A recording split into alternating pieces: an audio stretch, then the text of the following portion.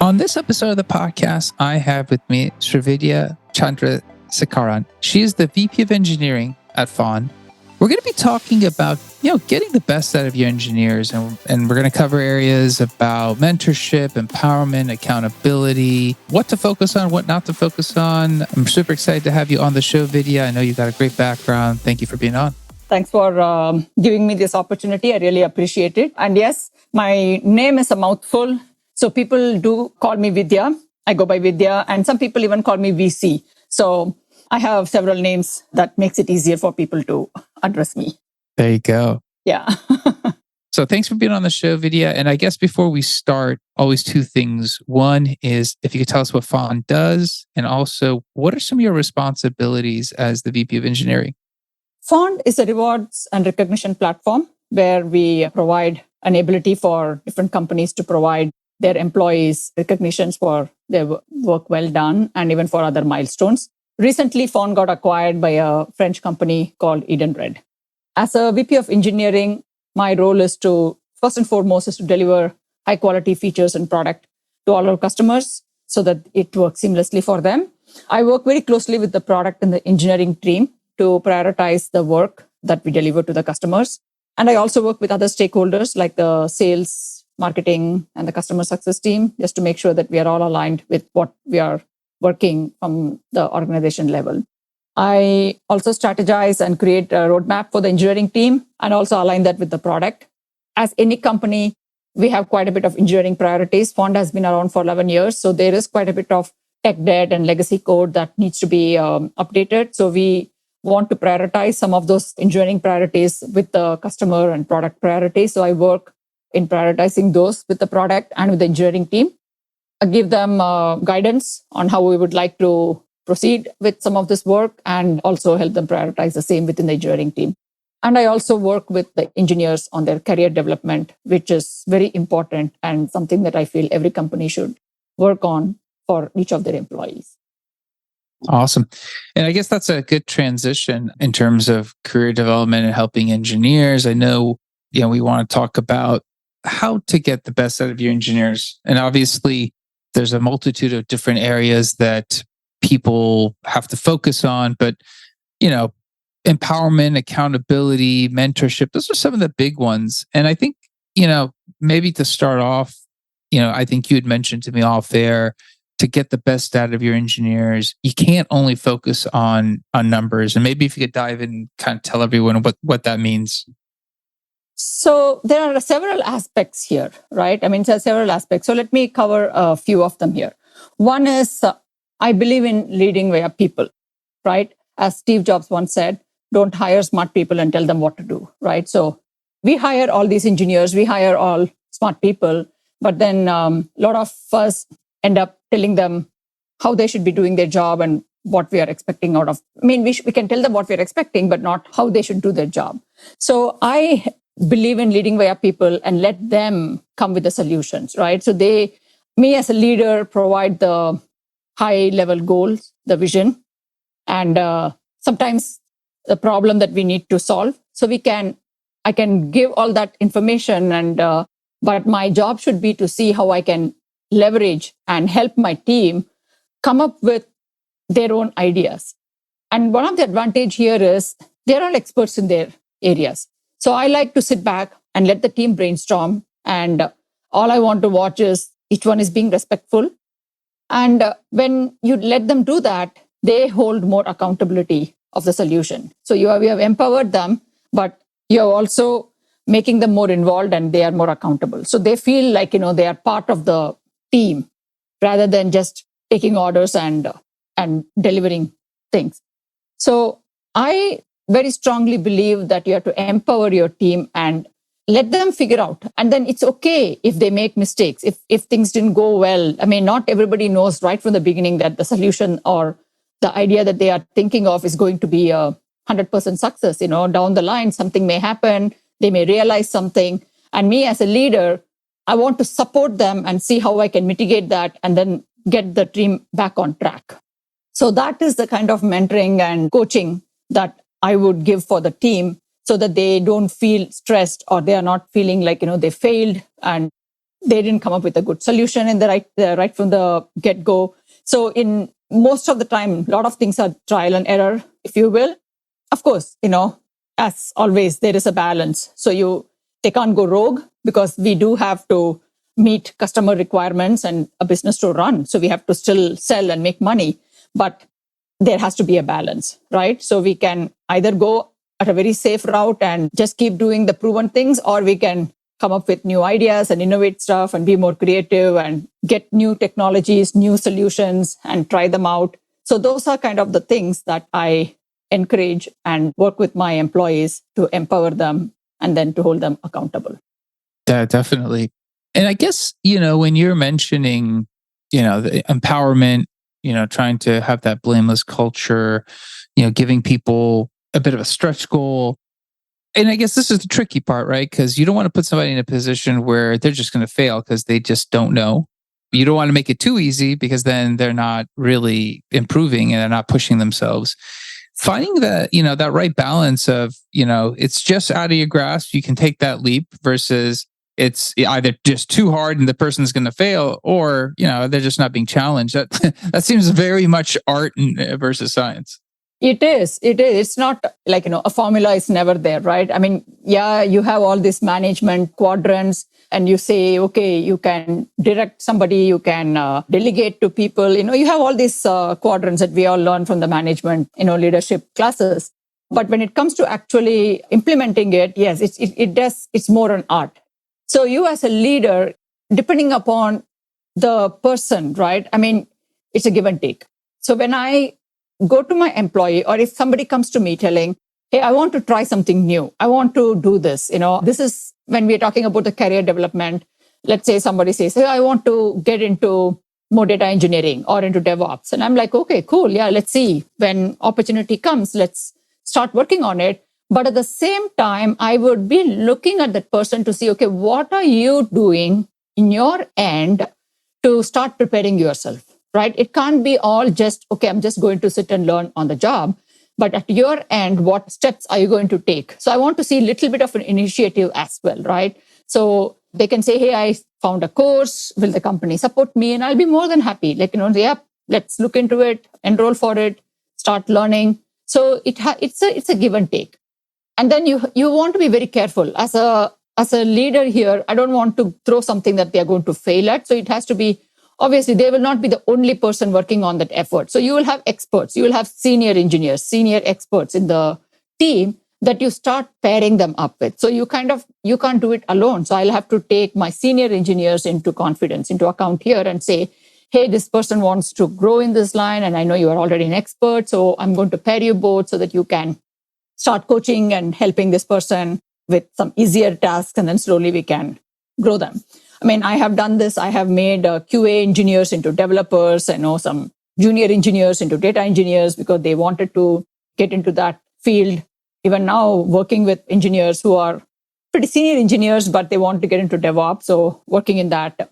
So some, front-end engineers wanting to become mobile developers. So there are like so many things, right? They want to try out other things. I can't say you don't have experience. I'm not going to allow you to do that because I have experienced that in the past. In my beginning of my career, when I wanted to do something, I was told you don't have the experience, right? I mean, I always question that experience is such a chicken and egg thing, right? Unless you give an opportunity, how am I going to get the experience, right? So I kind of apply that and make sure that my engineers are getting it. But to your point, it is a risk.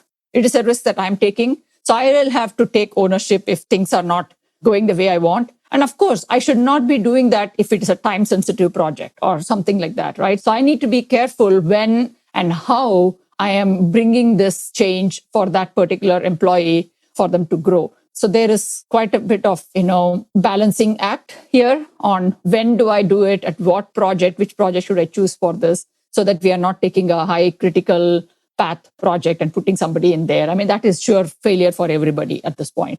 So that's how I kind of assess when and how I do it. Maybe one thing you can touch on, which I think would be interesting in the vein of this conversation, is obviously giving people the opportunity, evaluating the right situation. And obviously you're taking a calculated risk. You want your team to grow. That's very hard to grow a team if people's skills aren't growing. I guess the other question is, how do you handle the postmortem? How do you handle sitting down with somebody if things haven't gone well?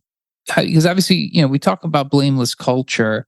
How do you handle sitting down with somebody, walking through what didn't go well, making sure everyone understands and people are learning, and that conversely, people are not afraid to take a chance again? Because a lot of times we go into those situations, you're like, well, I'm not going to do that again. I mean, I just got burned. I got, people called me out, blah, blah, blah. I'm not going to take a chance. All of a sudden people are like, I'm going to be in a shell. So how do you handle your, I guess, post go live, even if it's a success? It doesn't have to be a failure. It could be success or a failure. How do you dissect that to make sure the best learnings are gathered?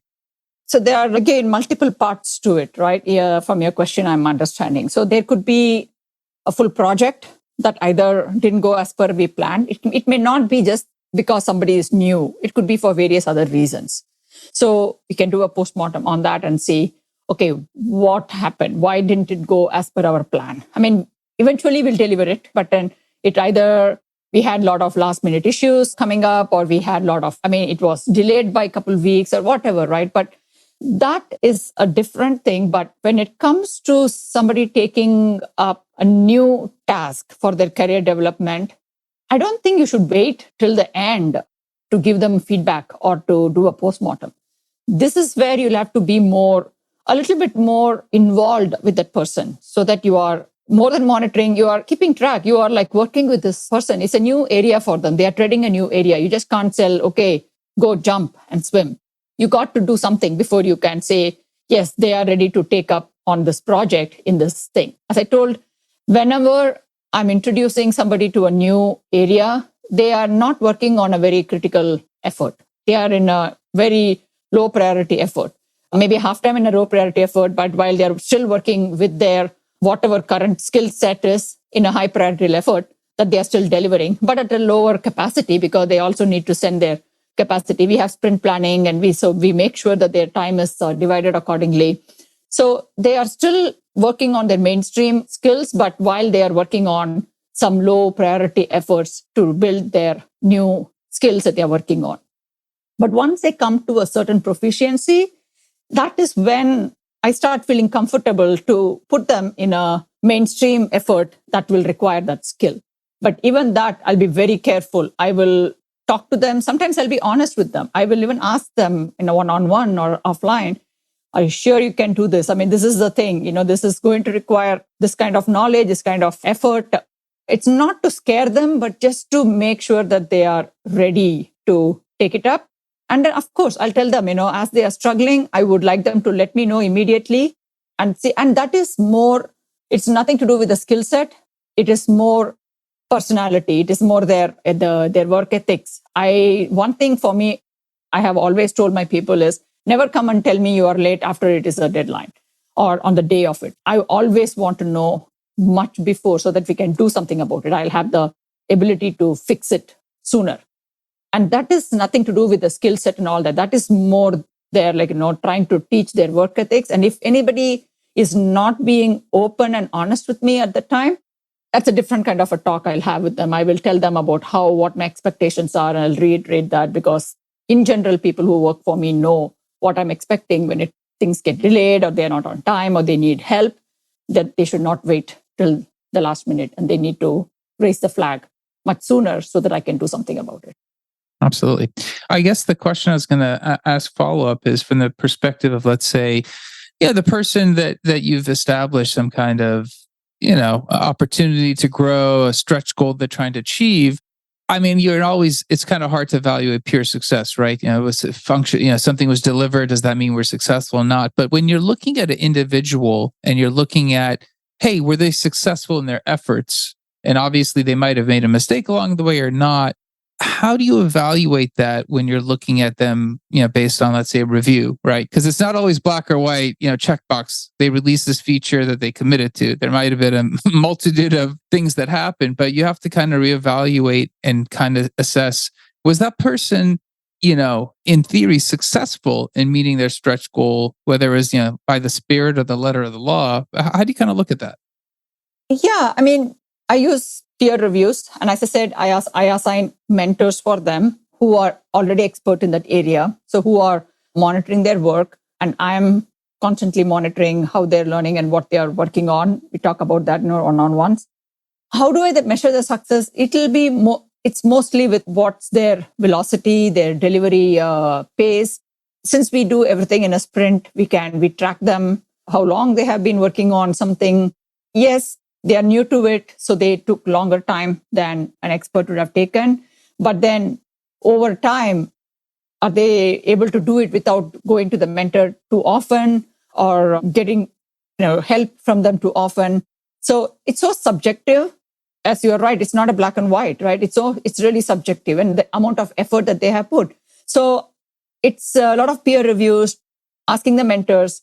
And if I hear that, hey, he keeps coming back, he or she is coming back with the same questions, I've given them the answers, they're just not putting the effort, I immediately take those kind of feedbacks to my people and I share it with them. I don't wait till the project is done or whatever task is assigned to them is done. So it's in the process that I focus on, not in the end result. You know what I mean? So I'm focusing on the every day or every week, how things are progressing. It is that process and the progress that we want to keep our eye on and not talk about it after things have been delivered. So I focus more on that. So, and I get to know that right away because I engage myself with my team quite often. So I get to know who is putting the effort, who is not putting the effort, and then immediately try to nip that in the bud so that it doesn't become a problem down the road. Awesome. I was going to say, I mean, I love the examples. I love the situational stories. I think those are all fantastic. And I could keep chatting with you, but I know you got to get back to your day job. And before I let you go, I always like to ask guests this question. I was going to ask you as well. If in the future you could have the show cover a topic, have a guest cover a topic for you to listen to, what would you like to hear about? Yeah. So one thing I would really like to hear about is, which is a challenge there are a lot of challenges, let me tell you. I deal with a lot of challenges in every company. One is tech debt, one is, old legacy tech stack and all those kind of things, which is a very common problem. But I think one topic that I would be interested is how do companies manage the customer requests that keeps coming? It's how do they manage that and manage employee burnout?